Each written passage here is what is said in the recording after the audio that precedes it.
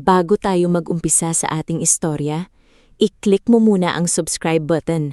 Baka isa ka sa maging maswerteng subscribers na yung araw dahil namimili tayo ng subscriber na siswertihin at mabibigyan ng regalo. At habang nakikinig ka, i-comment mo naman kung taga saan ka at anong oras ka nanonood na yon dahil baka ang lugar mo ang mabanggit natin sa susunod na istorya. Sa bayan ng San Telmo, may isang lumang bahay na nakatayo sa dulo ng kalsadang palaging maalikabok tuwing tag-init at maputik naman kapag tag-ulan. Sa unang tingin, mukhang itong bahay ng pamilyang disente. May bakod na bakal, may maliit na hardin at may rebulto ng santo sa may bintana. Ngunit sa loob ng bahay na iyon, may dalawang batang lumaki sa takot, gutom at pangarap na sana balang araw ay matawag din silang tunay na anak. Sila ay sina Cipriano Almazan o mas kilala bilang Sef, 12 taong gulang, at ang nakababatang kapatid niyang si Milenia Almazan na tinatawag niyang Milen, 9 taong gulang. Pareho silang ampon ng mag-asawang Corvil at Asuria Damatak. Ayon sa kwento ng mga tao sa baryo, natagpuan daw ang magkapatid noong sanggol pa lamang sila sa gilid ng lumang kapilya. Nakabalot sila sa makapal na kumot na kulay abo, may maliit na kahon bakal sa tabi at may lumang laruan na kahoy na kabayo. Walang nakakaalam kung sino ang nag-iwan sa kanila, maliban sa sabi-sabing may isang babaeng duguan ang palihim na dumaan sa kapilya noong gabing iyon bago nawala sa dilim. Si Corvil Damatak ang unang nagpresentang ampunin ang mga bata. Sa harap ng mga tao, mukha siyang maawain. Sabi niya pa noon, "Kawawa naman ang mga batang ito. Kung walang kukuha sa kanila, baka mapunta lang sila sa kung saan. Kami na ni Asuria ang manpapalaki." Maraming humanga sa kanila. May mga nagsabing mapalad ang dalawang sanggol dahil napunta sila sa mag-asawang may bahay at kaunting kabuhayan. Ngunit walang nakakaalam na ang awa ni Corvil ay may kapalit at ang pag-ampon niya sa mga bata ay hindi bunga ng pagmamahal, kundi bunga ng lihim na interes sa kahong bakal na kasama ng magkapatid. Lumaki si Sef bilang batang tahimik. Hindi siya pala sagot, hindi siya pala angal, at hindi siya mahilig umiyak sa harap ng ibang tao. Maaga niyang natutunan na sa bahay ni na Corvil, ang luha ay hindi kinakaawaan. Ang luha ay pinagtatawanan. "Bilisan mo ang pag-igib, Cipriano," sigaw ni Asuria isang umagang malamig pa ang hangin. "Hindi porke ampon ka ay aalagaan ka namin na parang prinsipe. Kung hindi dahil sa amin, baka matagal ka ng patay sa lansangan." Bit-bit ni Sef ang 2 timba. Mabigat iyon para sa kanyang payat na katawan, pero pinilit niyang buhatin. Sa may pintuan, nakasilip si Milen, hawak ang basang-basahan na ginagamit niya sa pagpupunas ng sahig. "Kuya," bulong ni Milen, "ako na po sa isa." Umiling si Sef kahit nanginginig na ang braso niya. "Huwag na, pag nakita ka ni Tia Asuria lalo kanyang pagagalitan." Hindi nanay ang tawag nila kay Asuria, hindi rin tatay ang tawag nila kay Corvil. Noong minsang tinawag ni Milen na nanay si Asuria, pinandilatan siya nito. "Hindi kita anak, tandaan mo yan. Pinatira lang namin kayo ito dahil naawa kami." Mula noon, natuto ang magkapatid na tawagin silang Tia Asuria at Tito Corvil, kahit sa papeles ay sila ang legal na magulang. Si Milen naman ay kabaligtaran ni Sef. Malambing siya, madaling ngumiti kahit pagod at mahilig mangarap. Tuwing gabi, habang nakahiga sila sa maliit na banig sa likod ng kusina, kinukwentuhan niya ni Sef tungkol sa bahay na gusto niyang tirahan balang araw. "Kuya, gusto ko ng bahay na may bintanang malaki. Yung pag-umaga, papasok ang araw. Tapos may mesa tayo na may mainit na kanin, hindi tira-tira." Ngumiting mahina si Sef. "Magkakaroon tayo nun." "Kailan?" "Pag malaki ako." "Paano kung matagal pa?" Huminga ng malalim si Sef at hinakil ang kamay ng kapatid. "Maghihintay tayo, basta magkasama tayo." Sa lahat ng bagay na taglay ni Milen, isang bagay ang palaging pinag-iinitan ni Asuria, ang singsing na suot ng bata. Hindi itong marangya sa unang tingin, maliit, manipis at medyo kupas na ang kintab, pero kapag tinamaan ng araw, may kakaiba itong kinang. Sa loob ng singsing na iyon, may nakaukip na 2 letra, V.A. Ilang beses nang sinubugan ni Azuria na kunin iyon. Wala kang karapatang magsuot ng alhas, sabi niya minsan habang hinahablot ang kamay ni Milen. Bata ka lang at ampun ka pa, baka ninakaw lang yan ng tunay mong ina. Napaiyak si Milen at mahigpit na niyakap ang kamay sa dibdib. Wag po, Tia Azuria, sa akin po ito. Ito na lang po ang meron ako. Meron ka? Sarkastikong ulit ni Azuria. Anong meron ka? Wala kang pangalan, wala kang pamilya. Kung hindi dahil sa amin, wala kang matutulugan. Pumagit na si Seth. Ako na lang po ang pagalitan ninyo, wag si Milen. Isang malakas na sampal ang tumama sa pisngi ni Seth. Napaatras siya, ngunit hindi siya umiyak. Tumitig lang siya sa sahig, pinipigilan ng panginginig ng labi. Mula sa kusina, nanonood si Corvel habang umiinom ng kate. Hindi siya umaawat. Sa halip, tahimik niyang pinagmasdan ang singsing ng kamay ni Milen, na para bang may naalaala siyang ayaw niyang balikan. Sa labas ng bahay, ibang-iba ang ipinapakita ni na Corvel at Azuria. Kapag linggo, isinasama nila ang magkapatid sa simbahan. Pinapasuot nila ang dalawa ng malinis na damit, pinapaupo sa tabi nila at nakangiting kinakamayan ang mga kapitbahay. Napakabuti ninyo talaga, Corvel, sabi ni Aling Susing minsan. Hindi lahat kaya ang ginawa ninyo. 2 bata agad ang inampon ninyo. Ngumiti si Corvel, bahagyang yumuko. Awa lang po, hindi namin kayang tiisin ang mga batang walang pamilya. Sa likod niya, tahimik na nakatayo sina Seth at Milen. Alam nilang kapag nakauli na sila, ipagagawa sa kanila ang lahat ng trabahong naiiwan sa bahay. May ilang tao sa baryo ang hindi bulag sa tunay na kalagayan ng magkapatid. Isa na rito si Mang Urbano, ang matandang tagapagbantay ng lumang riles sa may dulo ng bayan. Payat siya, kubana ng kaunti, at palaging may suot na sombrerong buri. Madalas niyang makita sina Seth at Milen na naghahakot ng kahoy malapit sa estasyon. Hoy, Seth! Tawag niya isang hapon. Lumapit kayo ng kapatid mo. Nag-alangan si Seth. Baka po hanapin kami ni Tito Corvel. Sandali lang ito. Nilabas ni Mang Urbano ang 2 pandesal na binalot sa lumang papel. Kainin ninyo, huwag kayong mahihiya. Napatingin si Milen kay Seth, naghihintay ng pahintulot. Nang tumando si kuya niya, dahan-dahan niyang kinuha ang tinapay. Salamat po, Lolo Urbano, sabi ni Milen. Napangiti ang matanda. Lolo agad? Namula si Milen. Pasensya na po. Hindi, ayos lang. Tumawa ng mahina si Mang Urbano.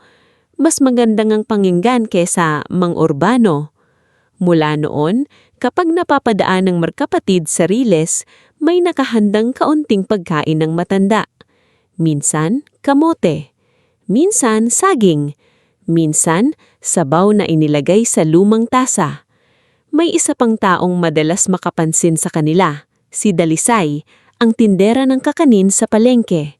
Malakas ang boses ni Dalisay, mabilis kumilos, at hindi natatakot magsalita kapag may nakikita siyang mali. Isang araw, habang bumili si Seth ng suka para kay Azuria, nakita ni Dalisay ang pasa sa braso niya. Ano yan? Tanong ni Dalisay, hinawakan ng kamay ni Seth. Mabilis itong umiwas. Nadulas lang po. Nadulas? Tay naasan siya ng kilay ni Dalisay. Anong klaseng dulas ang hugis daliri? Hindi sumagot si Seth. Lumapit si Milen at hinila ang laylayan ng damit ng kuya niya. Kuya, umuwi na tayo. Tinitigan sila ni Dalisay. Sa mukha niya, malinaw ang awa at galit. Ngunit hindi niya alam kung paano kikilos nang hindi lalong mapapahamak ang mga bata. Sa simbahan naman, si Padre Tarsilo ang isa pang tahimik na nagmamasdan. Matanda na ang pari, may puting buhok at mabagal magsalita, ngulit matalim ang mata. Isang linggo, habang pumipila si Milen para humikil sa krus, napansin ni Padre Tarsilo ang singsing nito. Biglang nanigas ang pari. "Anak," mahinang sabi, "saan mo nakuha ang singsing na iyan?" Napatingin si Milen sa kanya. "Suot ko na po ito mula pagkabata." Lumapit agad si Azuria at hinila si Milen. "Padre, pasensya na po. Mahilig po kasi sa kung ano-anong lumang gamit ang batang ito." Ngulit hindi naalis ang tingin ni Padre Tarsilo sa singsing. Nang makalayo ang mga bata, napabulbong sa sarili. "Hindi maaari." Hindi iyon narinig ni Milen, pero nakita ni Seth ang takot ng pari. Samantala, sa bahay ng mga damatak, madalas bumisita ang pinsan ni Corvel na si Ermino. Mukha siyang palatawa, may bigoting manipis at palaging may dalang sigarilyo kahit pinagsasabihan siya ni Azuria. Sa harap ng ibang tao, palabiro siya.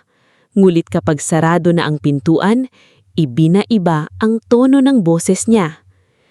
"May nagtatanong na naman sa bayan," sabi ni Ermino habang nakaupo sila sa hapag. Nasa labas ng kusina sina Seth at Milen, naghuhugas ng plato. Tumigil ang kamay ni Seth nang narinig ang salitang abogado. "Anong pangalan?" tanong ni Corvel. "Ilvandro Cusimbing, taga Manila yata. May dalang lumang litrato ng kumot. Nagtatanong tungkol sa 2 sanggol na iniwan sa kapilya maraming taon na ang nakalipas." Nabasag ang baso sa kamay ni Milen. Agad na bumaling si Azuria. "Ano ba naman kayo? Wala bang kamay?" "Pasensya na po," nanginginig na sabi ni Milen. Ngunit ang totoo, hindi dahil sa baso nagalit si Azuria.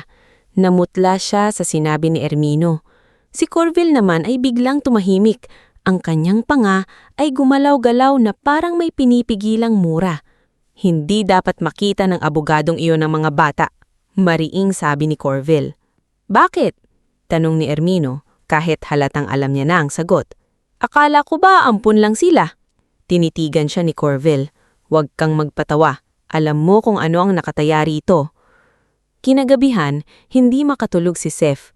Paulit-ulit sa isip niya ang sinabi ni Ermino. Abogado, lumang litrato, 2 sanggol, kapilya. Dahan-dahan siyang bumangon at tinignan si Milen na mahimbing nang natutulog. Maingat siyang lumabas ng kanilang maliit na silid at pumunta sa bodega. Matagal na niyang napapansin na may bahagi ng sahig doon na iba ang tunog kapag inaapakan. Gamit ang lumang kutsara, sinubukan niyang sungkitin ang pagitan ng kahoy. Ilang sandali pa, umangat ang tabla. Sa ilalim noon, nakita niya ang maliit na kahong bakal na matagal na niyang naaalala sa mga kwento ng matatanda. Mabilis ang tibok ng puso ni Seth. Ito iyon, ang kahong kasama nila noong natagpuan sila. Ngunit bago pa niya ito mahawakan, may malamig na boses sa likod niya. "Ano ang ginagawa mo rito?" Napalingon si Seth. Nakatayo si Corvel sa may pintuan, madilim ang muka. Sa likod niya, hawak ni Azuria ang lampara at kasunod si Ermino na may ngiting hindi maipinta. "Hindi mo ako maluloko." "Lumalakas na ang loob mo Marunong ka ng mangangalkal ng sikreto." "Sikreto po ba yan namin?" Lakas loob na tanong ni Seth kahit nanginginig ang tuhod niya. "Kasama po ba namin ang kahong iyan noong nakita kami?" Sandaling natahimik ang paligid. Pagkatapos, ngumiti si Ermino. "Matalino ang batang ito, Corvel. Delikado." Tumama ang palad ni Corvel sa batok ni Seth. Napaluhod ang bata sa sahig pero hindi niya inalis ang tingin sa kahong nakatago sa ilalim ng tabla. Mula sa pintuan, dumating si Milen, umiiyak. "Kuya! Bumalik ka sa loob!" sigaw ni Azuria. "Huwag niyo pong saktan si Kuya." Hinawakan ni Seth ang dibdib, pilit bumangon. "Milen, pumasok ka na!" Ngunit huli na. Nakita na ni Milen ang kahon at nakita rin niya ang takot sa mga mata ni Corvel at Azuria. Kinabukasan, mas mabigat ang katahimikan sa bahay. Hindi na pinayagang lumabas sina Seth at Milen. Pinagbawalan silang pumunta sa palengke, sa simbahan, at lalo na sa reels. Nang nagtanong si Mang Urbano sa kapitbahay kung bakit hindi niya nakikita silang dalawa, ang sabi lamang sa kanya ni Corville, "May sakit, huwag mo nang pakialaman." Pero alam ni Seth na hindi iyon ang katotohanan. May natuklasan siyang hindi niya pa lubusang nauunawaan. May kahong itinago, may abogadong naghahanap, may singsing na kinakatakutan ni Azuria, at may pangalang silang maaaring matagal nang binura sa kanila. Sa gabing iyon, habang nakahiga sa banig, mahigpit na yumakap si Milen sa kanyang kuya. "Kuya," bulong niya, "masama ba tayong bata?" Napakurap si Seth. "Hindi. Bakit ayaw nila sa atin?" Hindi agad nakasagot si Seth. Sa labas, narinig niya ang mahinang ugong ng tren mula sa malayong riles. Parang paalala iyon na may daang naghihintay sa kanila, kahit hindi pa nila alam kung saan patungo. Hinaplos niya ang buhok ni Milen. "Hindi ko alam kung bakit, Milen, pero ang alam ko, hindi tayo habang buhay mananatili rito. Pangako?" "Pangako." Sa kabilang silid, nag-uusap ng pabulong sina Corville, Azuria, at Ermino. Hindi malinaw ang lahat ng salita, ngunit sapat ang narinig ni Seth upang manlamig ang buong katawan niya. Bago pa tuluyang sumikat ang araw, gising na si Seth. Hindi dahil may trabaho na naman siyang kailangang unahin, kundi dahil buong gabi siyang hindi dinalaw ng antok. Nakapako ang mga mata niya sa madilim na kisame ng maliit nilang silid, habang ang bawat kaluskos sa bahay ay tila may kahulugang masama. Kahit ang paglangit-ngit ng sahig sa kabilang kwarto ay nagpapabilis sa tibok ng kanyang dibdib. Katabi niya si Milen na nakakulubong sa manipis na kumot. Mapayapa sana itong tingnan kung hindi lamang nanginginig ang mga daliri nito habang mahigpit na nakakapit sa layaman ng damit ni Seth. Kahit natutulog, tila dala pa rin ng bata ang takot na naiwan sa kanila noong gabi ng pagkakahuli sa bodega. Dahan-dahang bumangon si Seth. Sumilip siya sa maliit na siwang ng pinto. Sa labas, naririnig niya ang mahihinang boses ni Corville, Azuria, at Ermino. Hindi niya makita ang mga mukha nila, pero sapat ang lamig ng kanilang pananalita para mapalunok siya. "Hindi na pwedeng patagalin," sabi ni Ermino. "Babalik ang abogadong iyon. Kapag nakita niya ang mga bata, tapos na tayo." "Hindi sila makakalabas," sagot ni Azuria. "Ako ang bahala sa kanila." "Hindi sapat iyon," mariing sabi ni Corville.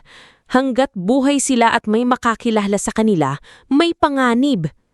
Naramdaman ni Seth ang paglamig ng kanyang mga palad, hindi niya man narinig ang buong plano, malinaw sa kanya ang ibig sabihin ng mga salutang iyon.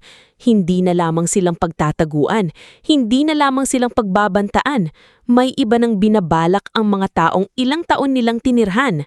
Bumalik siya sa tabi ni Milen at hinawakan ng balikat nito. "Kuya?" Antok na bulong ni Milen. "Wala. Matulog ka pa. Umiiyak ka ba?" Agad na pinunas ni Seth ang gilid ng kanyang mata. "Hindi. Naalikabukan lang." Hindi na nagtanong si Milen. Sanay na siya sa mga kasinungalingang ginagamit ng kuya niya para hindi siya matakot. Buong araw na iyon, hindi sila pinayagang lumabas. Ang dating mga utos na mag-igib, maghakot ng kahoy, at bumili sa palengke ay biglang nawala. Sa halip, pinaupo lamang sila sa likod ng kusina habang binabantayan ni Azuria na parang mga bilanggo. Kapag sumusubok si Milen na lumapit sa bintana, sisigawan agad siya nito. "Umupo ka riyan. Akala mo ba hindi ko nakikita ang ginagawa mo?" "Gusto ko lang po sanang makita ng araw," mahinam sagot ni Milen. "Araw? Para saan? Wala ka namang pupuntahan." Napatingin si Seth sa kapatid. Pilit siyang ngumiti, ngunit hindi niya kayang itago ang takot sa kanyang mga mata. Sa isipan niya, paulit-ulit ang tanong, paano sila makakahingi ng tulong kung hindi sila makakalabas? Sa kabilong bahagi ng bayan, napansin naman ni Mang Urbano ang pagkawala ng magkapatid. Karaniwan, kahit anong araw, nakikita niya si Seth na naglalakad sa gilid ng reles, pasa ng kahoy, kasunod si Milen na may bitbit na maliit na basket. Ngunit 2 araw na silang hindi nagpapakita. Kinabukasan, habang inaayos ni Mang Urbano ang lumang kandado sa gate ng estasyon, nakita niya si Ermino na palakad-lakad malapit sa reles. May hawak itong papel at tila may sinusukat sa pagitan ng mga bakal. Paminsan-minsan, tumitingin ito sa malayo sa direksyon kung saan dumadaan ang lumang cargo train tuwing hating gabi. "Ermino," tawag ni Mang Urbano, "anong ginagawa mo riyan?" Nagulat si Ermino, ngunit mabilis ding ngumiti. "Ay, Mang Urbano, wala. Tinitignan ko lang kung gaano kaluma ang reles dito. Baka delikado na." "Hindi mo trabaho ang reles. Kayo rin naman matanda na para bantayin yan." Biro ni Ermino, sabay tawa. "Baka naman gusto ko lang tumulong." Lumapit si Mang Urbano, ngunit agad na itinupi ni Ermino ang papel at isinilid sa bulsa. Napansin iyon ng matanda. "May hinahanap ka ba?" "Wala," mabilis na sagot ni Ermino. "Ikaw yata ang maraming hinahanap, pati ba naman kilos ng tao binabantayan mo?" Hindi na sumagot si Mang Urbano, ngunit sinundan niya ng tingin si Ermino habang naglalakad itong palayo. May bigat sa dibdib ang matanda. Matagal na niyang bantay ang reles na iyon. Alam niya kung kailan delikado ang hangin, kung kailan may padating na tren, at kung kailan may taong may dalang kasinungalingan. Bandang hapon, dumaan si Dalisay sa lumang estasyon, bitbit ng bilaw ng suman at kutsinta. Nakita ni Mang Urbano ang nakatanaw sa direksyon ng bahay ng mga damatak. "Bakit ang lalim ng iniisip mo, Urbano? Parang may nawala kang kalabaw." "Hindi ko nakikita ang dalawang bata." "Sina Seth at Milen?" Tumanggo si Mang Urbano. "2 araw na. Tapos kanina, nakita ko si Ermino sa reles. May sinusukat, may tinitignan. Hindi magandang kutob ko." Nag-iba ang mukha ni Dalisay. "Matagal ko nang sinasabi may mali sa bahay na iyon. Hindi normal ang mga pasa ni Seth. Kung pupunta tayo doon, itatanggi lang nila." "Eh di magmas din tayo," sabi ni Dalisay. Humigpit ang kapit sa bilaw. "Hindi pwedeng puro awa lang tayo habang may nangyayari sa mga bata." Samantala, sa bahay ng mga damatak, naghahanda si Azuria ng hapunan. Ngunit kakaiba ang kilos niya. Hindi niya pinakain agad ang magkapatid. Sa halip, inilabas niya ang lumang bag at nilagyan ng ilang damit ni Seth at Milen. "Bakit po ninyo inilalagay ang damit namin dyan?" tanong ni Milen. Huminto si Azuria. Mabagal siyang lumingon. "Dahil aalis kayo." Napatingin si Milen kay Seth. "Saan po?" tanong ni Seth. "May bago kayong titirhan," sagot ni Azuria. "Dapat nga matuwa kayo. Matagal na kayong pabigat sa bahay na ito." Hindi kumibo si Seth. Alam niyang kasinungalingan iyon. Walang paalam, walang pangalan ng pupuntahan, walang paliwanag. At sa mukha ni Azuria, walang bahid ng kaluwagan kundi kaba at inis. Pagdating ng dilim, bumuhos ang ulan. Malakas ang hangin at ang mga dahon ng punong mangga sa bakuran ay humahampas sa rubong. Pumasok si Corville sa kusina suot ng makapal na kapote. Kasunod si Ermino na may dalang lubid na pilit itinatago sa ilalim ng sako. Nakita iyon ni Seth. Hindi siya nagsalita, ngunit mas hinigpitan niya ang hawak ni Milen. "Tumayo na kayo," utos ni Corville. "Ngayon po?" tanong ni Milen. "Umuulan po." "Mas mabuti. Walang maraming tao sa daan," sagot ni Ermino. Napaatras si Milen. "Kuya." Niyakap ni Seth ang kapatid. "Kasama mo ako. Huwag kang bibitaw." Isinakay sila sa lumang kariton na hinihila ng kalabaw ni Ermino. Tinakpan sila ng sako upang hindi mapansin ng mga kapitbahay. Sa bawat lubak ng daan, napapahawak si Maylin kay Seth. Ang ulan ay pumapasok sa gilid ng sako, binabasa ang kanilang damit at buhok. Sa gitna ng biyahe, narinig ni Maylin ang mahinang ugong sa malayo. "Kuya," bulong niya, "parang tren." Hindi sumagot si Seth dahil alam niya, hindi sila dinadala sa bagong tahanan, dinadala sila sa release. Sa di kalayuan, nakatago sa likod ng puno si Mang Urbano. Sinundan niya ang kariton mula pa nang makita niya itong lumabas sa bakuran ng mga damatak. Mabagal siyang kumilos dahil sa edad, ngunit kabisado niya ang mga liko at daanan sa lugar na iyon. Hindi pa niya tiyak kung ano ang binabalak ni Corville, Pero nang makita niyang patungo sila sa bahagi ng riles na bihirang madaanan ng tao, kinabahan siya ng husto. Diyos ko, mga bata! Sa bahay naman, naiwan si Azuria. Habang wala sina Corville at Ermino, pumasok siya sa maliit na silid ng magkapatid. Kinuha niya ang lumang laruan, ilang damit at mga papel na ginamit ni Maylin sa pagguhit. Isa-isa niya iyong itinapon sa maliit na apoy sa likod bahay. Dapat noon pa ito natapos. Bulong niya habang pinapanood masunog ang mga gamit. Hindi kayo dapat dumating sa buhay namin. Ngunit hindi niya napansin na sa ilalim ng banig ni Maylin may naiwan na maliit na piraso ng papel. Isang guhit ng bahay na may malaking bintana, may araw at may dalawang batang magkakamay-kamay. Pagsapit nila sa riles, halos wala nang makita si Seth dahil sa lakas ng ulan. Hinila sila pababa ni Corville. Nadula si Maylin sa putik, ngulit agad siyang inalalayan ni Seth. "Tito Corville, pakiusap," sabi ni Seth, pilit pinatatatag ang boses. "Kung ayaw niyo na po sa amin, aalis na lang kami. Hindi na kami babalik." Sandaling tumigil si Corville. Sa isang iglap, tila may bahid ng pag-aalinlangan sa mukha niya. Ngunit agad itong nawala nang magsalita si Ermino. "Huwag kang lumambot. Kapag nabuhay ang mga yan at nagsumbong, tayo ang mawawala." "Wala silang maisusumbong," sagot ni Corville. "Meron," sagot ni Ermino. "Yung kahon, yung singsing, yung abogadong naghahanap." Nagsimulang umiyak si Maylin. "Kuya, gusto ko nang umuwi." Lumuhod si Seth sa tabi niya, kahit nakatali na ang kamay. "Tumingin ka sa akin, Maylin. Huwag sa kanila. Sa akin ka lang tumingin." "Matatakot ako." "Alam ko, pero huminga ka lang. Nandito ako." Itinali ni Ermino ang lubid sa kamay ng magkapatid at sa isang kahoy na poste sa gilid ng riles. Hindi sila mismong inilagay sa gitna ng bakal, ngunit sapat iyon para kapag dumaan ng tren at sila ay gumapang o dumulas sa putik, maaaring mahila sila sa panganib. Mas malupit iyon dahil pinalalabas na parang aksidente. Dalawang batang tumakas, naligaw sa riles at inabot ng tren sa ulan. "Patawarin ninyo kami," malamig na sabi ni Corville, ngunit hindi niya matingnan ng mga bata sa mata. "Hindi iyan patawad," nanginginig na sabi ni Seth. "Takot iyan." Napatingin si Corville sa kanya, ngunit agad siyang tumalikod. Umalis ang kariton.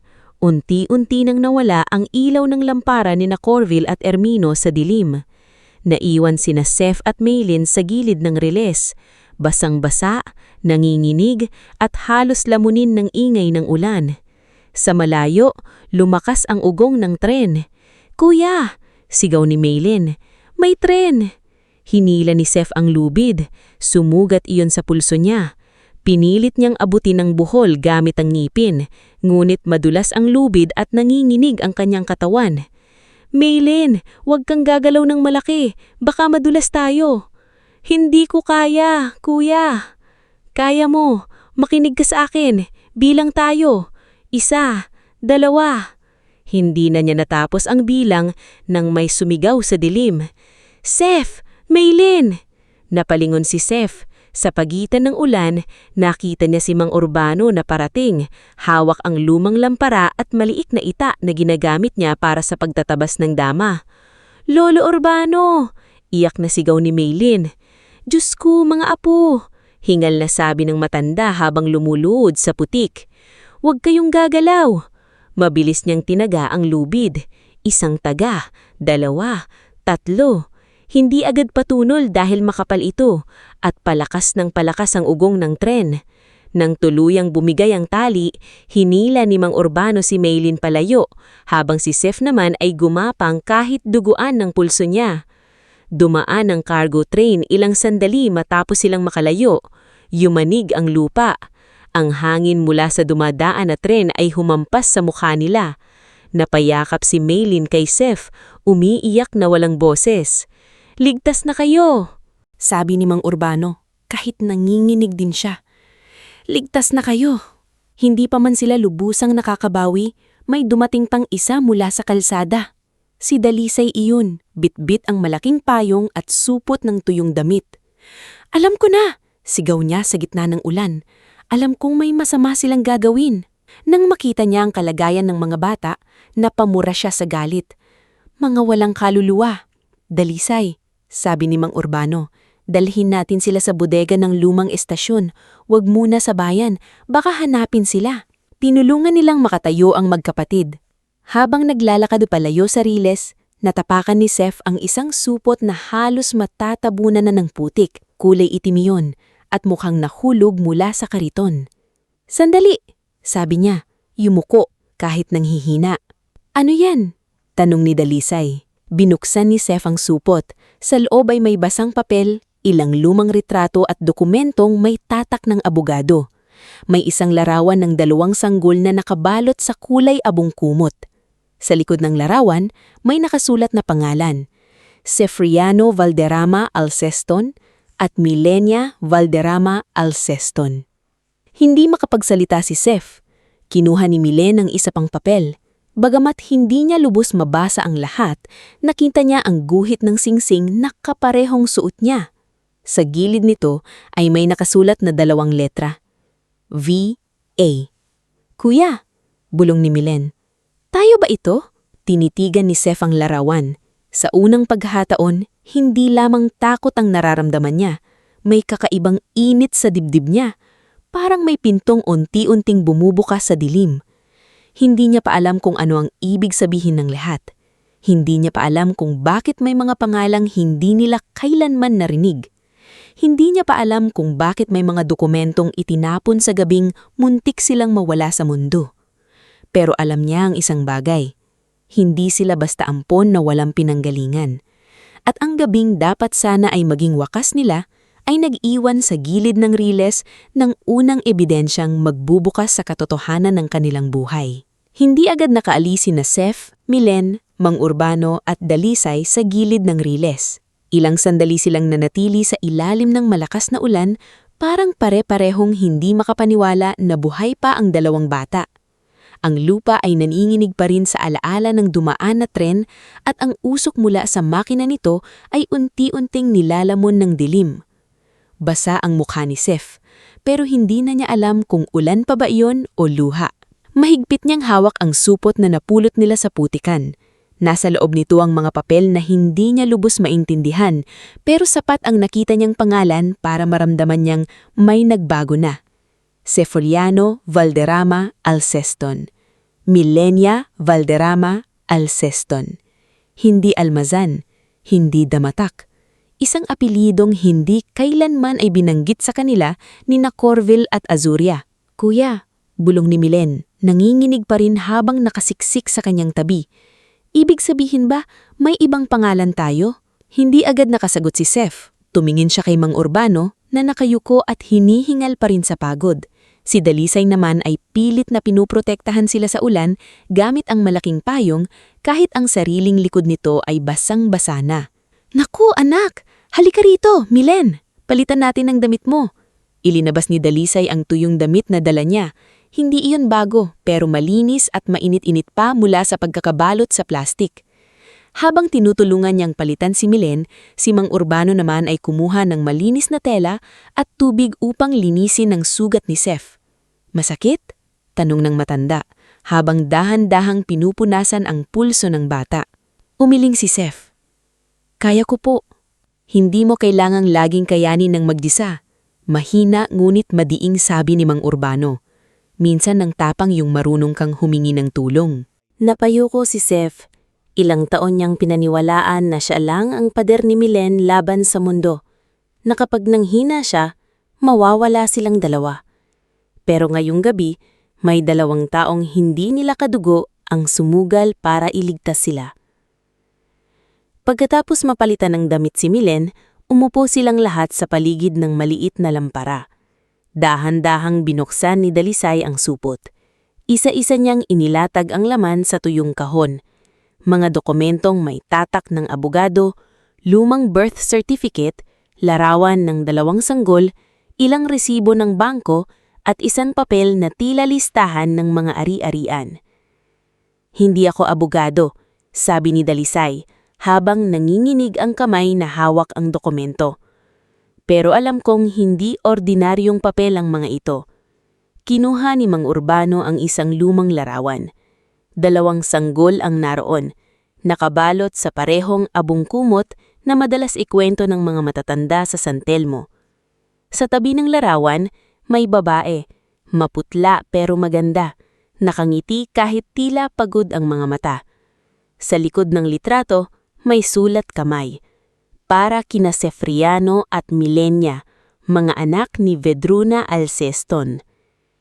Vedruna, bulong ni Mang Urbano, na parang matagal nang nakabaon sa alaala na ang pangalang iyon. Napalingon si Sef. Kilala niyo po siya? Hindi agad sumagot ang matanda. Tumingin siya sa pinto, na parang sinisigurong walang nakikinig. Hindi ko siya lubos na kilala, pero maraming taon na ang nakalipas, may dumaan dito sa estasyon na babaeng ganyan ang pangalan. May sugat siya sa braso. May hinahanap siyang mapagkakatiwalaan. Akala ko noon, isa lang siyang pasaherong hinahabol ng kung sino. Hindi ko alam na may dala pala siyang mga bata. Bakit hindi ninyo sinabi? Tanong ni Sef. Hindi galit, kundi litong-lito siya. Dahil hindi ko alam na kayo iyon, sagot ni Mang Urbano. At dahil kabukasan, nawala na ang balita tungkol sa kanya. Ang sabi ng ilan, umalis daw. Ang sabi ng iba, namatay, pero walang nakasiguro. Napahawak si Milen sa singsing sa kanyang daliri. Si po ba ang nanay namin? Walang makasagot ng diretsyo. Ngunit sa katahimikan ng bodega, parang lahat sila ay pare-parehong naramdaman ang sagot. Doon na nang magpasya si Dalisay na kailangan nilang puntahan si Padre Tarsilo. Hindi pwedeng dalhin agad sa pulis ang mga bata nang walang maayos na ebidensya at proteksyon. Kilala sa bayan sina Corville at Azuria bilang mabubuting tagapag-ampon. Kapag nagsalita ang 2 bata laban sa kanila, baka palabasin pa silang sinungaling o suwail. Si Padre ang unang dapat makakita nito. Noon pa lang, iba na ang tingin niya sa singsing ni Milen. May alam iyon. Naghintay sila hanggang lumiwanag ng kaunti ang paligid. Pinalabalab ni Dalisay si Milen ng makapal na tela, habang si Sef ay tinakpan ng lumang jacket ni Mang Urbano. Dumaan sila sa likurang daan papunta sa kumbento upang maiwasang makita ng mga kapitbahay. Nang buksan ni Padre Tarsilo ang pinto, halos malaglag ang hawak niyang tasa. Sef? Milen? Diyos ko, anong nangyari sa inyo? Hindi na nakapagsalita si Milen. Yumakap siya kay Dalisay at nagsimulang umiyak. Si Sef ang nag-abot ng basang supot sa pari. Sinabi niya, nakita po namin ito sa Riles, kasama ang pangalan namin, at ang pangalan ng isang babaeng Vedruna Alceston. Sa pagkarinig ng pangalan, napaupo si Padre Tarsilo. Ang kanyang mukha ay biglang tumanda lalo, na parang bumalik sa kanya ang bigat ng kasalanang matagal niyang tinatakas. Padre, maining nasabi ni Mang Urbano, oras na para magsabi kayo ng totoo. Matagal bago sumagot ang pari. Narinig pa nila ang pagtunog ng kampana sa simbahan bago niya tuluyang inamin ang lihim na matagal nang bumabagabag sa kanyang budhi.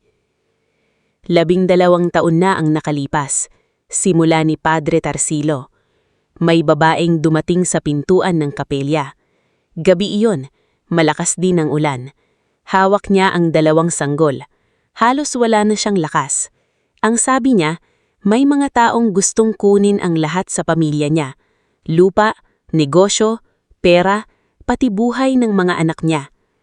Napahigpit ng kapit ni Sef sa kamay ni Milen. Sinabi niya, ang pangalan niya ay Vedruna Alceston. Anak siya ng pamilyan Valderrama Alceston, isang pamilyang may malalawak na lupain at lumang negosyo ng bigasan sa Hilagang Lalawigan. May trust fund daw na nakapangalan sa kambal niyang anak, Sefriano at Milenia.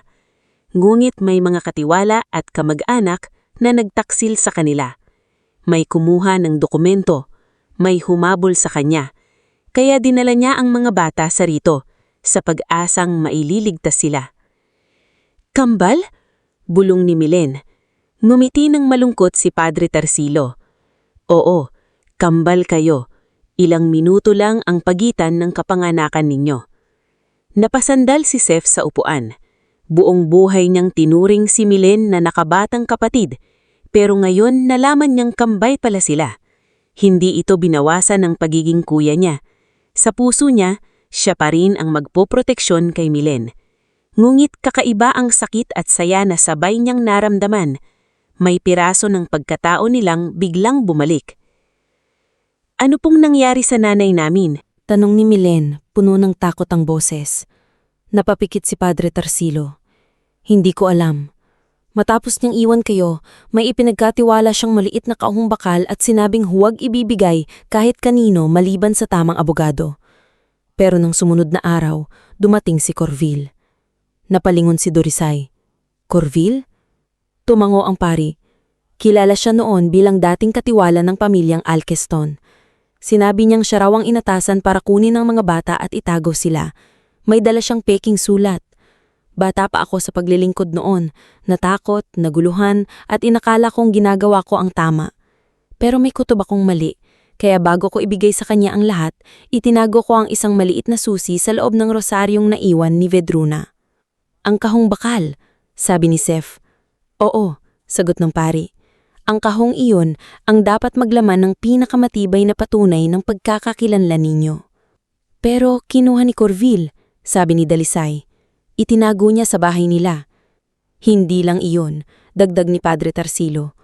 Kung totoo ang dokumentong dala ninyo, ibig sabihin may natirang papeles na hindi niya nasunog o naitago, at maaaring hawak pa rin ni Attorney Ilvandro Cosimbing ang ibang ebidensya. Sa pangalan ng abogado, biglang tumuwid si Mang Urbano. Kailangan natin siyang hanapin. Babalik siya sa bayan, sabi ni Padre Tarsilo. Sinabihan ko siyang may posibilidad na buhay pa ang mga batang hinahanap niya, ngunit hindi ko pa nasabi ang lahat. Natakot ako. Natakot kayo? Hindi napigilan ni Seth. Kami po ang nagdusa dahil sa takot ninyo. Tumahimik ang buong silid. Napatakip ng bibig si Milen ngunit hindi niya pinigilan ng kuya. Si Padre Tarsilo ay yumuko at sa unang pagkakataon nakita ng mga bata na nangingilid ang luha sa mata ng pari. Tama ka, sabi nito. Walang dahilan ng pananahimik ko. Kung nagsalita ako noon, baka hindi kayo umabot sa ganito. Hindi ko hinihingi na patawarin ninyo ako na yon. Ang hinihingi ko lang ay payagan ninyo akong itama ang matagal ko ng pagkakamali. Hindi sumagot si Seth. Masyado pang sariwa ang sugat. Masyado pang mabigat ang galit. Pero nang maramdaman niyang nanginginig si Milen sa tabi niya, pinili niya munang kumalma. Kailangan po naming mabuhay at kailangan naming malaman kung sino kami. Tutulungan ko kayo, sagot ng pari. Isusumpa ko iyan sa harap ng Diyos. Sa mga sumunod na oras, kumilos sila ng tahimik ngunit maingat. Pinatuloy muna sina Seth at Milen sa maliit na silid sa likod ng kumbento, kung saan naraon si Sister Venilda, isang dating guro na naging madre. Siya ang naglinis ng maayos sa sugat ni Seth, nagbigay ng mainit na lugas sa kay Milen at naglatag ng malinis na komot. Dito muna kayo, malumanay na sabi ni Sister Venilda. Walang mananakit sa inyo rito. Hindi agad naniwala si Milen. Nakatingin lang siya sa pinto. Tila inaasahang anumang oras ay papasok si Azuria upang hilahin siya pabalik. Napansin iyon ng madre at hindi siya pinilit magsalita. Sa halip ay inilanday lamang nito ang isang baso ng mainit na gatas sa tabi niya. Kapag handa ka na, sabi ni Sister Venilda, nandito lang ako. Si Seth naman ay ayaw matulog. Nakaupo siya sa gilid ng kama, hawak pa rin ng dokumentong may pangalan nila. Lumapit sina Dalisay. Anak, humiga ka kahit sandali. Paano kung mahanap nila kami? Hindi sila makakapasok dito ng basta-basta. Ganon din ang akala namin sa bahay. Mahinang sagot. Napabuntong hinga si Dalisay. Umupo siya sa tabi ng bata. Alam kong hindi madaling maniwala, pero makinig ka sa akin. Hindi na kayo nag-iisa. Nandito ako. Nandito si Mang Urbano, nandito si Padre, si Sister Venilda, at hahanapin natin ang abogadong iyon. Hindi na kayo babalik sa bahay na iyon. Sa unang pagkakataon mula nang sila ay iniwan sa reles, bumigay ang mukha ni Seth. Hindi siya humagulhog, ngunit tuloy-tuloy ang luha niya. Tahimik lang siyang umiyak habang nakatingin sa papel na may tunay niyang pangalan. Sa kahapunan, dumating si Attorney Ilvandro Cosimbing sa kumbento. Matangkad siya, nakasalamin, may dalang itim na bag at mukhang taong ilang gabi nang walang maayos na tulog. Nang nakita niya sina Seth at Milen, tumigil siya sa pintuan. Hindi siya agad nagsalita. Tinignan niya ang singsing ni Milen, ang sugat sa pulso ni Seth at ang mga dokumentong inilatag ni Padre Tarsilo. "Diyos ko," mahinang sabi. "Totoo nga, buhay kayo." "Kilalang-kilala niyo po kami?" tanong ni Milen. Lumuhod si Attorney Ilvandro para pumantay sa mga ata ng bata. "Hindi ko kayo kilalaking bilang mga batang lumaki, pero hinanap ko kayo ng loob ng maraming taon. Ang lolo ninyo, si Don Severiano Valderrama, ang nag-iwan ng pondo at ari-arian para sa inyo. Bago siya mamatay, inutasan niya ang aming opisina na hanapin ang mga apo niya kapag may nangyaring masama sa kanyang anak na si Vedruna." Mayaman po ba kami? Walang mali siyang tanong ni Milen. Hindi agad sumagot ang abogado. Tumingin muna siya kay Seth na halatang ayaw maniwala. "May pamana kayo?" Maingat niyang sabi. "May mga lupain, bahagi sa lumang negosyo ng bigasan, deposito sa bangko, at trust fund na dapat ginamit sana para sa pag-aaral at maayos ninyong buhay. Pero higit sa pera, may pangalan kayong ninakaw sa inyo." Mas tumimo kay Seth ang huling simabi kaysa sa lahat. Pangalan. Buong buhay niyang naramdaman na parang wala silang karapatang umiral. Ngayon, may nagsasabing may pangalan silang ninakaw. "Ang inyo ba ang susi?" tanong ni Padre Tarsilo. Inilabas ang lumang rosaryo. Maingat itang kinuha ni Attorney Ilvandro. Sa krus ng rosaryo, may maliit na bahagi na nabubuksan. Sa loob, naroon ang manipis na susi na nangingitim na sa tagal. Napatingin siya kay Milen. "Ang singsing mo," sabi niya. "Maaari ko bang makita?" Nag-alangan si Milen ngulit tumanggo. Hindi niya hinubad ang singsing, inilapit lamang niya ang kamay. Sinilip ng abogado ang ukit sa loob nito. "VA," sabi niya. "Vedruna Alceston. Ito ang family marker. Kapag nakuha natin ang kahong bakal mula sa bahay ng damatak, malamang kumpleto na ang ebidensya." "Paano kung itinago nila?" tanong ni Seth. "May paraan ng batas," sagot ni Attorney Ilvandro. "Pero kailangan nating maging maingat.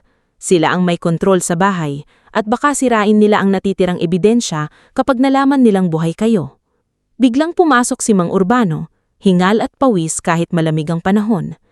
"May balita ako. Nagtatanong si Corville sa palengke. Sabi niya, tumakas daw ang mga bata. Nagpapanggap siyang nag-aalala." Napahawak si Milen sa braso ni Seth. Hindi na nagulat si Seth. Halip, naramdaman niyang tumigas ang dibdib niya. Dati kapag naririnig niya ang pangalan ni Corville, takot ang nangingibabaw. Ngayon, may takot pa rin, ngunit may kasama ng malinaw na galit at tapang. "Ano pong gagawin natin?" tanong ni Seth. Tumingin si Attorney Ilvandro sa kanilang lahat. "Una, itatago muna namin kayo sa ligtas na lugar. Pangalawa, kukunin natin ang proteksyon ng pulis at korte. Pangatlo, babalikan natin ang kahong bakal, hindi bilang mga batang walang laban, kundi bilang ang mga tunay na may-ari ng katotohanang itinago sa inyo." Sa labas ng kumbento, nagsimulang tumila ang ulan. Sa unang pagkakataon matapos ang mahabang gabi, may manipis na liwanag na pumasok sa bintana. Tumama iyon sa singsing ni Milen at sandali itong kumislap. Tumingin si Seth sa kapatid. Pagod na pagod sila, sugatan, takot. Ngunit hindi na sila nasa riles, hindi na sila nakakulong sa bahay ni na Corville, at hindi na sila basta dalawang batang ampon na pinaniwala ang walang pinanggalingan. Sa harap nila ngayon ay isang mahirap na laban. Laban para sa pangalan, para sa pamana, at para sa alaala ng inang isinugal ang lahat upang mailigtas sila. Mahigpit na hinawakan ni Seth ang kamay ni Milen. "Hindi na tayo tatakbo ng walang alam," sabi niya. Tumingin sa kanya si Milen. May luha pa rin sa mata, ngunit may munting tapang nasa mukha. "Oo kuya," sagot niya. "Hahanapin natin kung sino talaga tayo." Lumipas ang unang linggo matapos silang maitago sa kumbento, ngunit hindi ibig sabihin noon ay naging madali agad ang buhay ni Seth at Milen.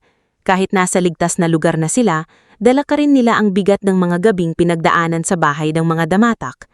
May mga oras na bigla na lamang magigising si Milen sa kalignaan ng gabi, basang-basa ng pawis, nakatakip ang dalawang kamay sa tenga dahil akala niyang naririnig niya ulit ang ugong ng tren. "Kuya!" sigaw niya minsan halos mahulog sa maliit na kama. Paparating na! Paparating na! Mabilis na bumangon si Seth mula sa kabilang higaan at niyakap siya. Wala, Milen.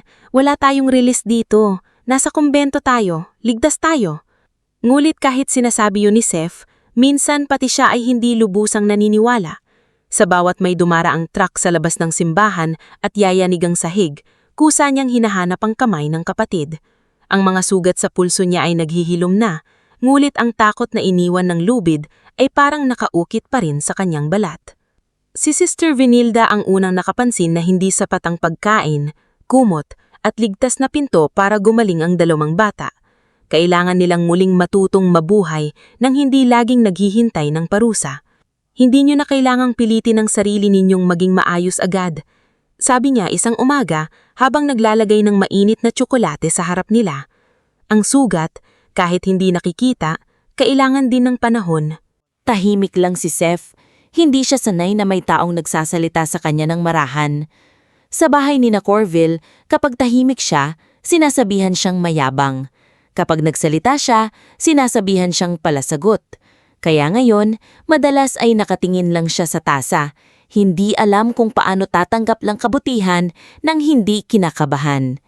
Si Milen naman ay unti-unting lumalapit kay Sister Venilda. Kapag binibigyan siya nito ng papel at lapis, gumuguhit siya ng bahay na may malaking bintana, puno sa gilid at dalawang batang nasa ilalim ng araw. Ngunit sa halos lahat ng guhit niya, may riles sa malayo. Hindi man niya sinasabi, naroon pa rin ang alaala.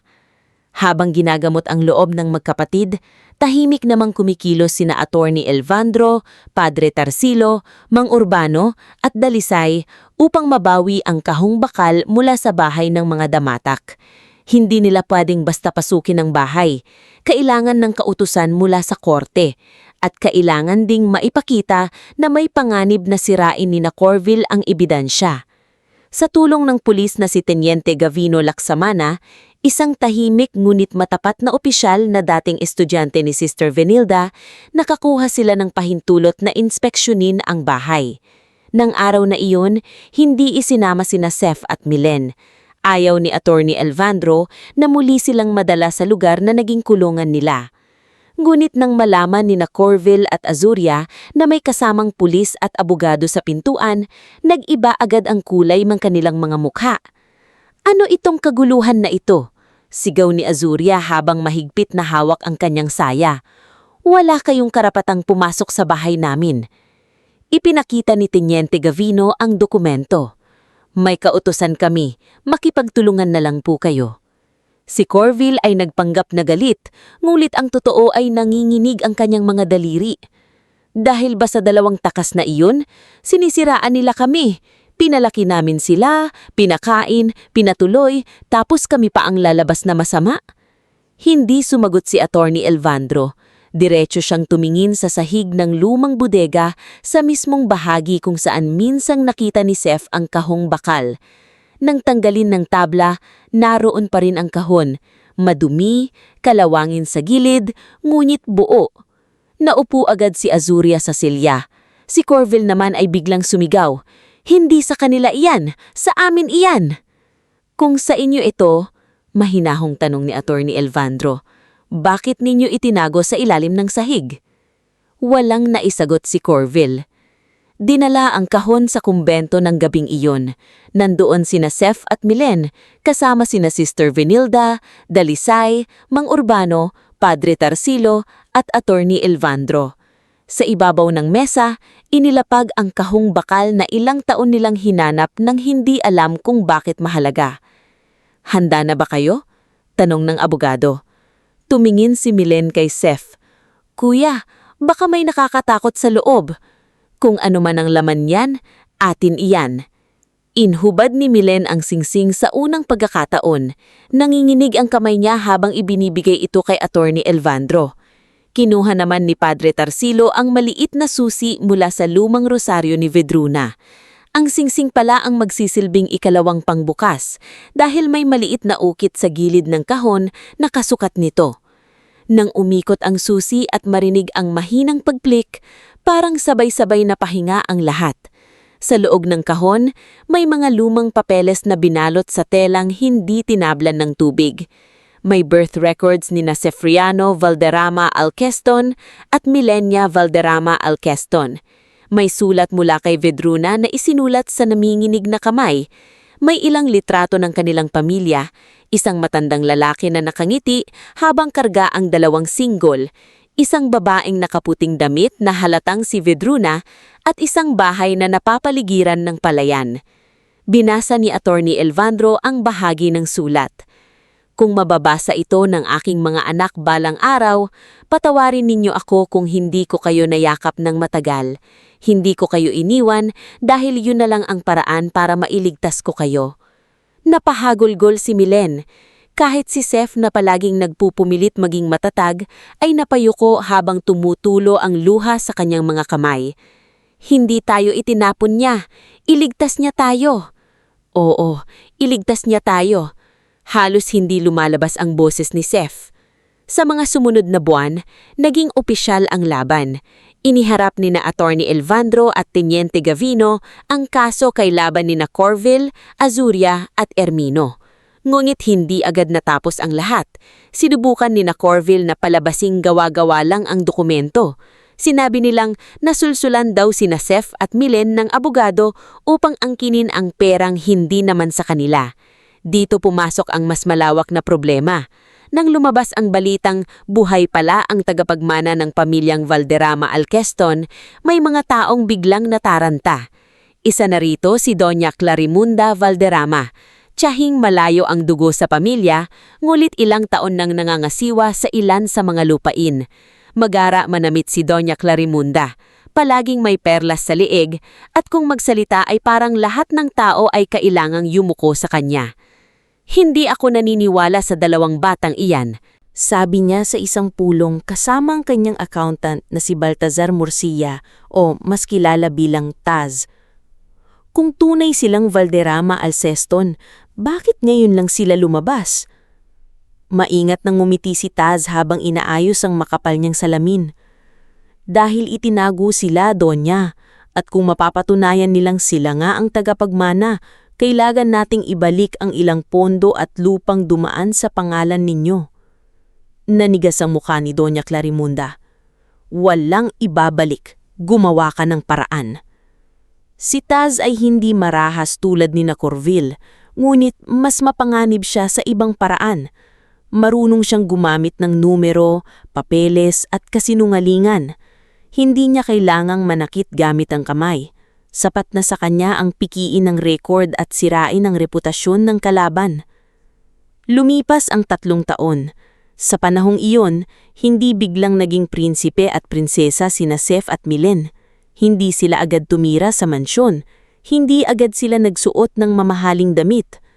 Sa payo ni Attorney Elvandro, nanatili muna sila sa pangangalaga ng legal guardian at sa tulong ng kumbento habang patuloy na inaayos ang kaso.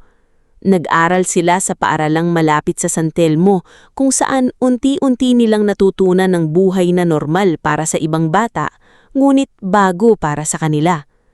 Si Sef, ngayon ay 15 taong gulang, ay naging seryoso sa pag-aaral.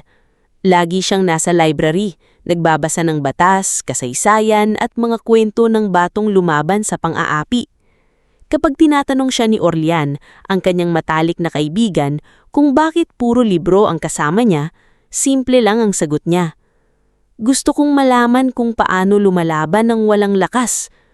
Ngumingiti si Orlian, isang batang palabiro at anak ng mekaniko sa bayan.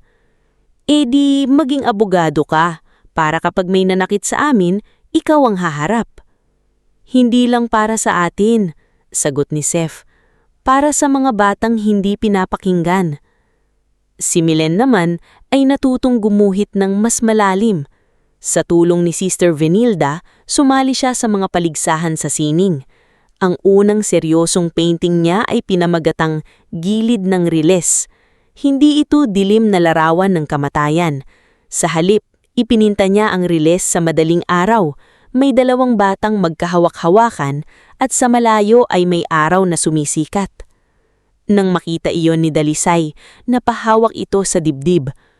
Anak, bakit mo pa iginuhit ang lugar na iyon? Tumingin si Milen sa painting. Kasi po, doon ako natakot ng sobra. Pero doon din nagsimula ang paghahanap namin ng totoo. Ayoko nang matakot sa riles habang buhay. Nanalo ang painting sa Regional Art Contest. Ang premyong nakuha niya ay hindi niya ibinili ng damit o laruan. Ibinigay niya ito sa maliit na shelter na tinutulungan ni Sister Venilda para sa mga batang inabandona. Doon niya nakilala si Juvela, isang batang lansangan na may matatalim na mata at laging nakayuko kapag may matatanda. "Bakit mo ibinibigay ang pera mo sa amin?" tanong ni Juvela kay Milen. "Mayaman ka raw." Hindi agad sumagot si Milen. Umupo siya sa tabi nito. "Kasi dati, may mga taong nagsabi rin sa amin na wala kaming halaga. Ayokong maramdaman mo iyon." Mula noon, naging malapit si Juvela kay Milen. Unti-unti, naging bahagi rin siya ng mas malawak na mundong binubuo ng magkapatid. Isang mundong hindi lamang tungkol sa pagbawi ng yaman, kundi tungkol sa pagbibigay ng pag-asa. Ngunit habang lumalakas sina Seth at Milen, mas tumitindi rin ng kilos ng mga taong ayaw silang tuluyang makabangon. Isang araw, kumalat sa paaralan ang balitang nagnakaw daw si Seth ng perang nakalaan sa scholarship fund. Natagpuan naman ang sobre ng pera sa locker niya. Nang ipinatawag siya sa opisina ng principal, tahimik siyang pumasok, ngunit kitang-kita sa mukha niya ang sakit. "Hindi po akin iyan," sabi niya. Ang prinsipal na si Ginang Evarista Lumbay ay tumingin sa kanya ng may halong lungkot at duda. "Seth, mabigat ang paratang na ito. Kailangan naming imbestigahan." Sa labas ng opisina, may mga estudyanteng nagbubulhungan. "Akala ko ba tagapagmana yan? Baka sanay lang talagang kumuha ng hindi kanya." Narinig yun ni Milen at halos sugurin ang nagsasali, ngunit pinigilan siya ni Orlian. "Huwag," sabi ni Orlian. "Mas kailangan ni Seth ng ebidensya kaysa sigaw." Doon nagsimula ang paghahanap nila ng katotohanan. Tumulong si Sister Venilda na humiling ng kopya ng CCTV sa hallway. Si Orlian naman ay kinausap ang janitor na si Mang Brando na nakakita raw ng isang estudyanteng pumasok sa silid bago natagpuan ng pera. Sa CCTV, nakita ang isang binatang nakatanyikbong na nagbubukas ng locker ni Seth. Nang ninawin ng imahe, nakilala nila. Ito ay Noldrick Morcilla, anak ni Taz. Nang harapin si Noldrick, una siyang nagmatigas. Ngunit nang nakita niyang may video at may testigong handang sumali, tuluyang bumigay. "Hindi ko gusto," umiyak niyang sabi sa harap ni Seth, Attorney Ilvandro at Ginang Evarista. "Pinagawa lang sa akin ni Papa. Sabi niya, kapag nasira ang pangalan ni Seth, hihina ang kaso nila. May kumausap din kay Papa, si Doña Clarimunda." Nanlamig ang paligid. Para kay Seth, hindi na bago ang pagtaksil ng matatanda. Ngunit masakit pa ring marinig na pati isang batang tulad ni Noldrick ay ginamit para sa kasinungalingan. "Bakit ka pumayag?" tanong ni Seth. Hindi pa sigaw, ngunit mabigat ang boses. Napaiyak lalo si Noldrick. "Takot ako sa kanya. Kapag hindi ko sinunod, ako naman ang sisirain niya." Matagal na tumingin si Seth sa kanya. Sa isip niya, nakita niya ang sarili noong bata pa, takot, sunod-sunuran at walang lakas humindi.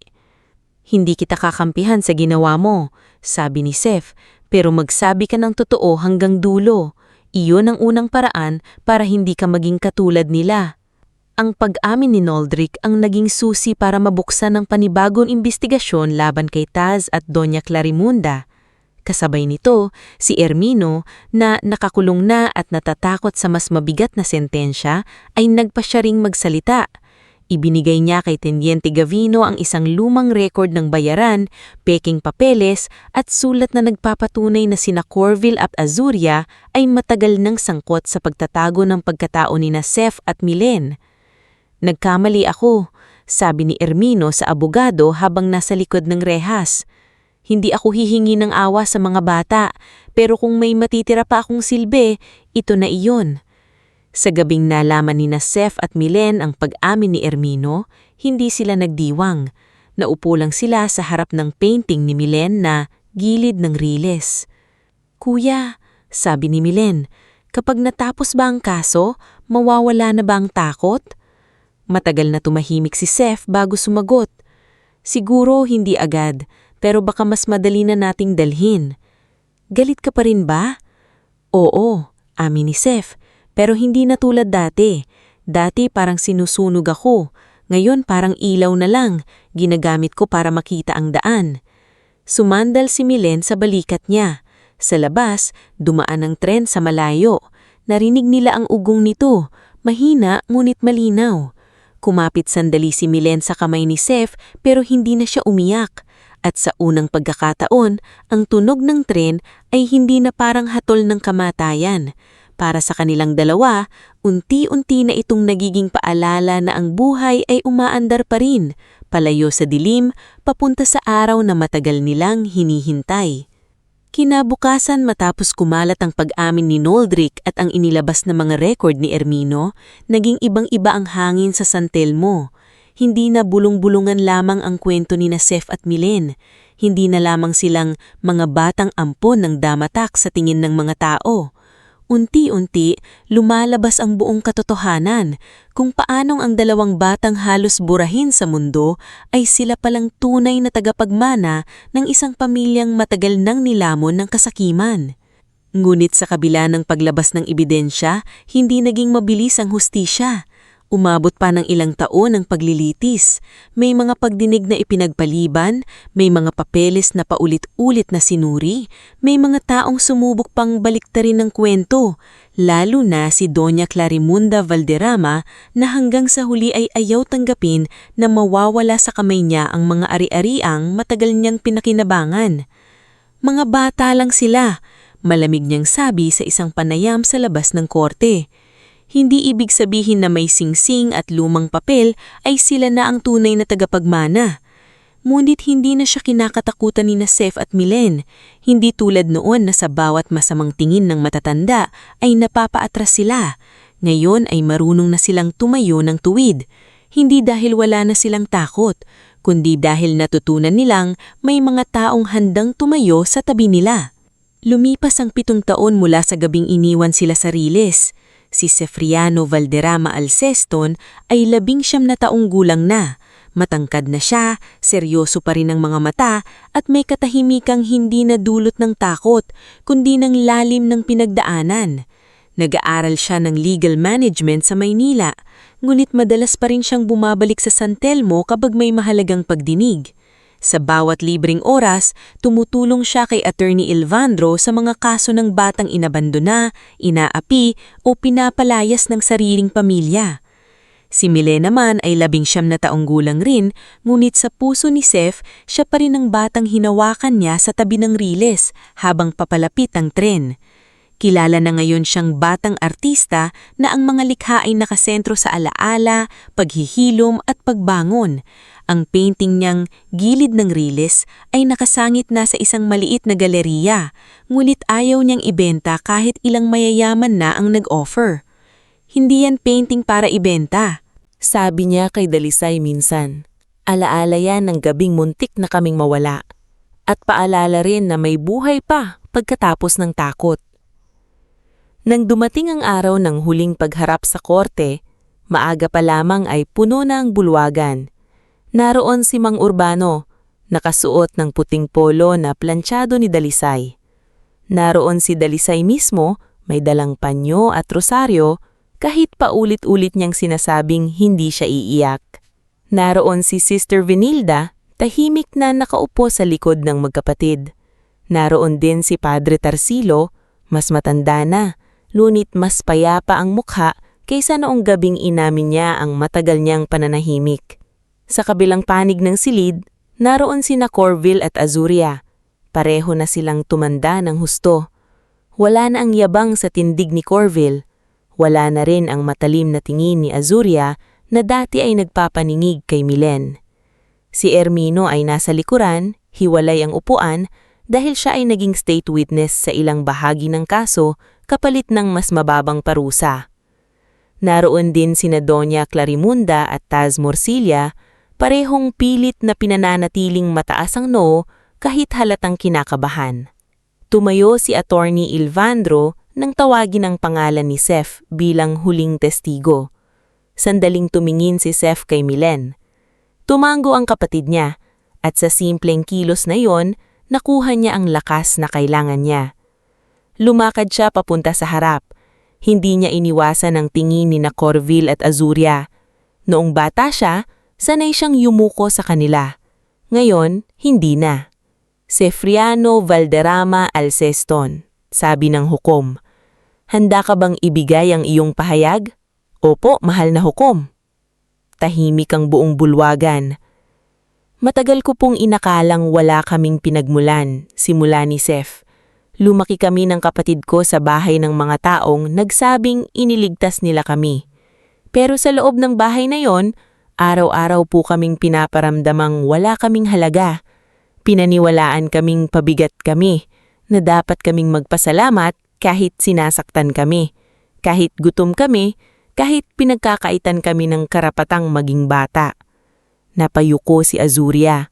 Si Corville naman ay nanatiling nakatitig sa mesa. Pero ang pinakamasakit po, patuloy ni Seth, hindi lang ang pananakit. Ang pinakamasakit ay ang malaman na habang sinasabing wala kaming pamilya, alam pala nilang may pangalan kami. Alam pala nilang may inang nagligtas sa amin. Alam pala nilang may lolo kaming nag-iwan ng kabuhayan para lumaki kami ng maayos. Ninakaw po nila hindi lang ang pera. Ninakaw nila ang pagkatao namin. Napapunas ng luha si Dalisay. Si Mang Urbano ay tahimik na nakatingin sa sahig, mahigpit ang hawak sa sombrero. Huminga ng malalim si Seth bago ipinagpatuloy ang pinakamabigat na bahagi. Noong gabing iniwan kami sa Riles, akala ko doon na matatapos ang lahat. Ang kapatid ko po ay umiiyak. Nakakapit siya sa akin at kahit takot na takot ako, sinabi ko sa kanya na huwag siyang bibitaw. Hanggang ngayon, dala ko pa rin ang alaala ng tunog ng tren. Pero dala ko rin ang alaala ng mga taong dumating para iligtas kami. Si Mang Urbano, si Aling Dalisay, si Padre Tarsilo, si Sister Venilda, si Attorney Ilvandro at lahat ng naniwalang hindi kasalanan ng bata ang pagiging mahina. Tumingin siya sa hukom. Hindi po ako nandito para magmakaawa na maawa kayo sa amin. Nandito po ako para sabihin na ang mga batang inaapi ay hindi dapat hintaying mamatay bago paniwalaan. Nandito po ako para sabihin na ang hustisya ay hindi paghihingganti. Ito po ay paglalagay sa tama ng matagal na binaluktot. Nang bumalik si Seth sa upuan, mahigpit siyang niyakap ni Milen. Wala silang sinabi sa isa't isa, hindi na kailaman. Sumunod na tumayo si Milen para sa maikling pahayag. Bitbit niya ang singsing ng kanilang ina, nakasabit ngayon sa kwintas upang hindi na mawala. Matagal ko pong kinapitan ng singsing na ito dahil akala ko ito na lang ang meron ako. Ngayon po, alam ko nang hindi lang ito alahas. Alaala po ito ng nanay naming si Vedruna na hindi kami naiwan dahil ayaw niya sa amin, kung hindi gusto niya kaming mabuhay. Sandali siyang tumingin kina Corville at Azuria. Marami pong nagsasabi na dapat magpatawad para gumaan ang buhay. Totoo po iyon, pero natutunan ko rin na ang pagpapatawad ay hindi ibig sabihing palalayain mo ang may kasalanan sa panananggutan. Pinipili ko pong hindi na mabuhay sa galit, pero pinipili ko ring tumayo sa katotohanan. Matapos ang mahabang paglilitis, inilabas ng hukom ang hatol. Sina Corville at Azuria ay napatunayang may sala sa child abuse, falsification of documents, illegal detention at attempted murder kaugnay ng pag-iiwan sa magkapatid sa Riles. Si Ermino, dahil sa pakikipagtulungan ngunit hindi ligtas sa pananagutan, ay nahatulan pa rin ngunit mas magaan ang parusa. Sina Doña Clarimunda at Taz Morcilla ay napatunayang sangkot sa pandaraya sa ari-arian, pagnanakaw ng pondo at paninirang puri upang pigilan ang pagbabalik ng magkapatid sa kanilang karapatan. Inutusan ng korte ang pagbabalik ng mga lupa pondo at bahagi ng negosyo ng bigasan sa trust ni na Seth at Milen. Ngulit sa kahilingan mismo ng magkapatid, hindi iyon direktang ibinigay sa kanila ng walang gabay. Bumuo ng maayos na board na kinabibilangan ni na Attorney Ilvandro, Sister Venilda at Maestra Galatea Sornillo, isang independent auditor na kilala sa katapatan. Layunin nitong siguraduhing ang yaman ng pamilya Alceston ay hindi na muling magiging kasangkapan ng kasakiman. Paglabas nila ng korte, maraming tao ang naghihintay. May mga reporter, may mga kapitbahay, may mga batang mula sa shelter. Ngunit hindi humarap agad sina Seth at Milen sa kamera. Una nilang nilapitan si Mang Urbano. "Lolo Urbano," sabi ni Milen, "kung hindi po dahil sa inyo..." "Tumigil ka," pigil ng matanda, nangingilid ang luha. "Walang utang na loob dito. Kung apo ko kayo sa puso, natural lang na ililigtas ko kayo." Yunakap siya ni Seth, mahigpit, matagal, at punong-puno ng salamat na hindi kayang isiksik sa salita. Si Dalisay naman ay kunwari pang galit. "Huwag niyo akong yayakapin, naiiyak ako." Pero siya ang unang humikbi nang yunakap siya ni Milen.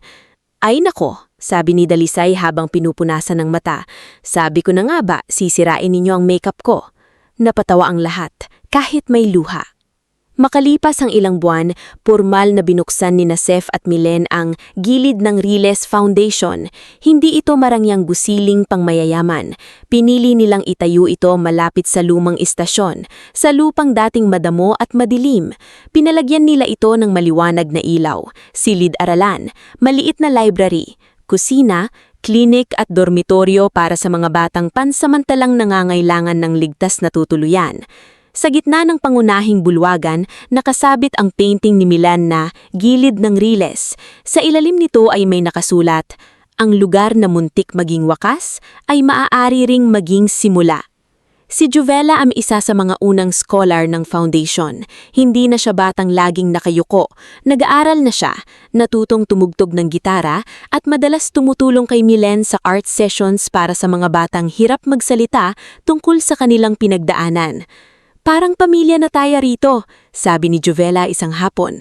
Ngumiti si Milen. "Hindi parang, pamilya talaga." Si Dalisay naman ay natulungan ilang makatayo ng maliit na kainan malapit sa foundation. Tinawag niya itong Kusina ni Dayang, kung saan araw-araw ay may libreng lugaw para sa mga batang gutom. Si Mang Urbano naman ay binigyan nila ng maliit na bahay malapit sa bagong istasyon, ngunit araw-araw pa rin itong dumadaan sa foundation para magdala ng pandesal. "Lolo Urbano," biro ni Seth, "retirado na kayo." "Retirado sa Riles, hindi sa pagiging lolo." Si Padre Tercilio ay danatiling bahagi ng buhay nila. Isang araw, lumapit si Padre Tercilio kay Seth habang pinapanood ang mga batang naglalaro sa bakuran ng foundation. "Matagal ko nang gustong sabihin ulit, patawad." Tumingin si Seth kanya. Wala na ang dating bigat sa dibdib niya, ngulit hindi rin niya kinalimutan ang nangyari. "Padre," mahina hong sagot niya, "hindi ko po kayang ibalik ang mga taon, pero nakita ko rin po kung paano ninyo sinubukang itama ang pagkakamali ninyo. Hindi ko po alam kung buo na ang tawad ko, pero wala na po akong galit na gustong dalhin araw-araw." Para kay Padre Tercilio, sapat na iyon. Napayuko siya at tahimik na nagdasal. Isang taon matapos buksan ang foundation, bumalik sina Seth at Milen sa mismong bahagi ng Riles kung saan sila iniwan noon. Hindi na iyon kasing dilim tulad ng dati. May ilaw na sa malapit, may bakod na pangkaligtasan, may daanan para sa mga residente. Kasama nila sina Mang Urbano, Dalisay, Sister Venilda, Attorney Ilvandro, Juvela at ilang batang tinutulungan ng foundation. Hawak ni Milen ang lumang singsing. Si Seth naman ay bitbit ang kahon bakal na wala ng sikreto. Hindi na iyon simbolo ng takot. Isa na lamang itong alaala ng pinagmula nilang muntik ng ibaon. Sa tabi ng Riles, inilagay nila ang maliit na marker na yari ng bato. Nakaukit doon ang mga salitang matagal nilang pinag-isipan. Dito minsang iniwan ang dalawang bata. Ngunit dito rin nagsimula ang buhay na hindi na kayang nakawin ng kasakiman. Tahimik na tumayo si Milen sa harap nito. Pagkatapos, hinawakan niya ang kamay ni Seth. "Kuya," sabi niya, "hindi na ako takot." Tumingin si Seth sa malayong Riles. Sa dulo nito, naroon ang sinag ng papalubog na araw. Ako rin, sagot niya. Hindi natulog noon. Dumaan ang tren sa malayo. Hindi na ito humampas sa dibdib nila na parang banta. Isa na lang itong tunog ng mundong nagpapatuloy. Ang mga batang kasama nila ay nagtakip pa ng tainga at nagtawanan. Si Juvela ay kumaway sa tren, si Mang Urbano ay ngumiti. Si Dalisay ay napabuntong hininga, ngunit sa pagkakataong iyon, hindi dahil sa lungkot, kundi dahil sa ginhawa. Hinawakan ni Milen ang kwintas na may singsing ng kanilang ina. Sa isip niya, kinausap niya si Vedruna. "Nay, buhay kami. Hindi na sayang ang ginawa mo." Si Sep naman ay tumingin sa mga batang nasa likuran nila, mga batang minsang walang bahay, walang kakampi at walang katiyakan. Ngayon, may lugar silang uuwian, may mga taong makikinig, may pagkakataong hindi nakuha noon ni Sef at Milen, ngunit ngayon ay kaya na nilang ibigay sa iba. Habang papalayo sila sa riles, hindi na sila nagmamadali, wala nang humahabol, wala nang lubid sa kanilang kamay. Wala nang lihim na kailangang itado sa ilalim ng sahig. Sa likod nila, naiwan ang lugar ng pinakamadilim na gabi ng kanilang buhay. Sa harap nila, naroon ang tahanang itinayo mula sa tapang, katotohanan at pagmamahal ng mga taong piniling maging pamilya. At sa wakas, ang magkapatid na minsang tinawag na walang halaga ay hindi lamang nakabawi ng pangalan at pamana. Napatunayan nilang ang tunay na kayamanan ay hindi nasusukat sa lupain, pera o lumang titulo. Ang tunay na kayamanan ay ang pagkakataong gamitin ang sakit ng nakaraan upang mailigtas na ibang buhay. Mula noon, kapag may batang bagong dumarating sa gilid ng Riles Foundation, takot, tahimik at hindi marunong magtiwala, sina Sef at Milen mismo ang sumasalubong. At palagi nilang sinasabi ang mga salitang sana ay narinig din nila noong bata pa sila. Ligtas ka na rito, may pangalan ka, may halaga ka, at simula ngayon, hindi ka na mag-iisa.